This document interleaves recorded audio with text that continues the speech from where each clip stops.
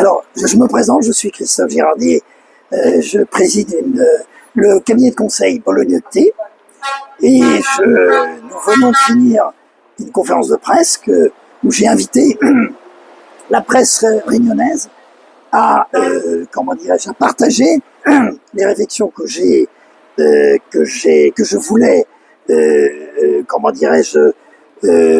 apporter comme contribution à ce débat sur la vie chère qui préoccupe beaucoup de vos auditeurs, et surtout dans le contexte où le ministre de l'Outre-mer, Manuel Valls, a annoncé un projet de loi. Et ce que j'entendais faire, c'est mettre sur la table ce que je crois être les propositions et les mesures qui doivent figurer sur ce projet de loi pour qu'il y ait une véritable efficacité sur la vie chère, qui est une problématique qui aujourd'hui préoccupe tous nos concitoyens ultramarins, pas simplement à La Réunion. Alors, ce débat, il doit s'instaurer sur des fondements solides. Premier fondement, c'est quelles sont les causes de la vie chère. Contrairement à ce qu'on dit beaucoup, ce ne sont pas les frais d'approche, c'est-à-dire l'éloignement, qui explique la cherté de la vie, puisque le fait de l'éloignement ne contribue qu'à 7 à 10% du prix d'un produit. Ce qui pèse le plus en matière de cause contre la vie chère, c'est le modèle économique des grandes surfaces, avec un niveau de concentration des acteurs très important. C'est-à-dire, aujourd'hui, dans le marché de la distribution généraliste, là où vous faites vos courses, il y a 2 acteurs, le groupe Carrefour derrière lequel est le groupe GBH et Leclerc, qui, à eux seuls, totalisent plus des 2 tiers du marché. Avec l'un des 2 qui est beaucoup plus important, puisqu'il représente entre 39 à 40% de part de marché.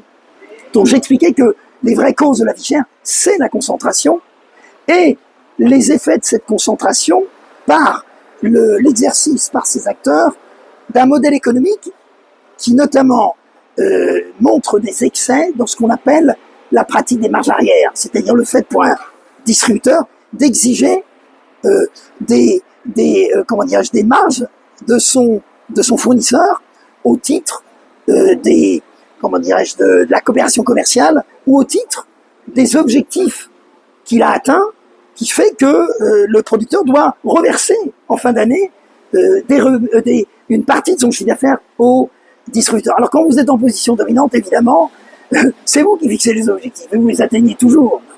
Et alors justement, j'ai expliqué à la presse que j'avais déjà relevé dans mon rapport que j'avais rendu en 2022 des atteintes à la concurrence, c'est-à-dire des irrégularités de certains distributeurs, notamment du groupe Ayotte.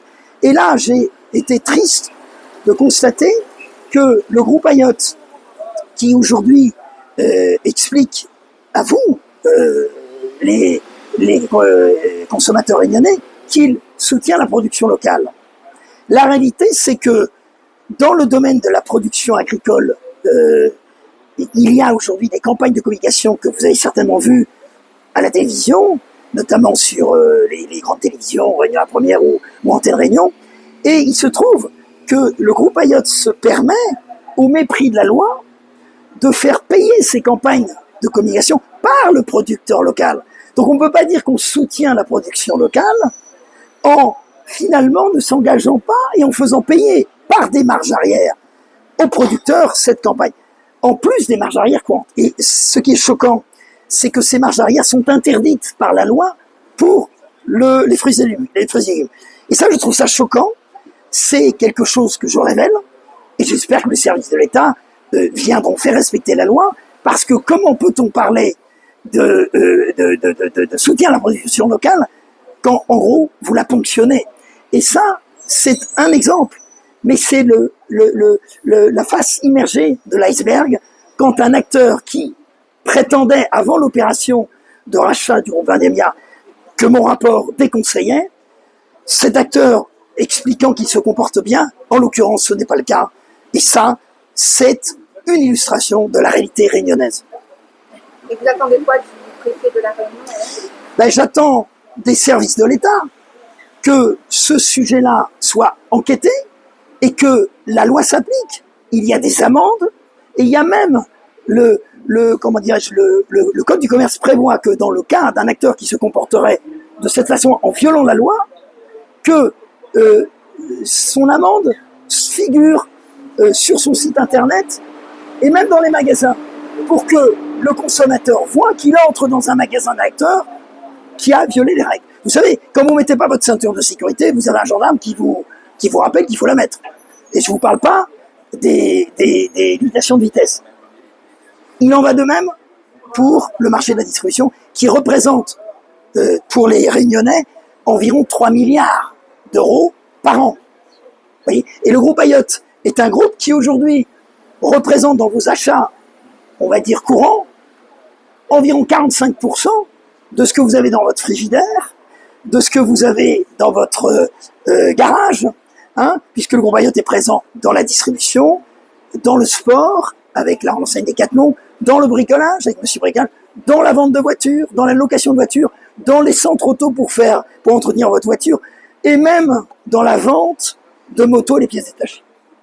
Donc tout ça, c'est trop, et j'ai partagé avec la presse réunionnaise mes propositions pour que la loi qu'a promis le ministre intègre des mesures, parmi lesquelles l'une des plus importantes, la création d'une autorité de la concurrence qui ne laissera plus passer des opérations de rachat d'un groupe par un autre qui amènent à des situations de concentration terribles, et surtout qu'il soit intégré dans la loi qu'aucun acteur en Outre-mer, dans une situation d'insularité, ne puisse dépasser les 25% de part de marché.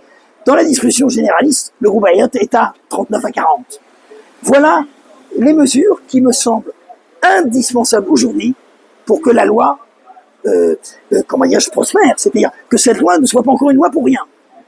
Et nos concitoyens de la Martinique l'ont rappelé avec les mouvements contre la vie chère qui font que, comme par hasard, le gouvernement et les élus se mobilisent maintenant pour mettre un terme à ce que je qualifie de persistance du modèle de l'économie de comptoir qui persiste. Et ça, il faut en finir avec ça. Et c'est, à mon sens, la responsabilité du gouvernement et des élus. Ils savent maintenant, les experts que nous sommes avons mis sur la table les effets, les mesures.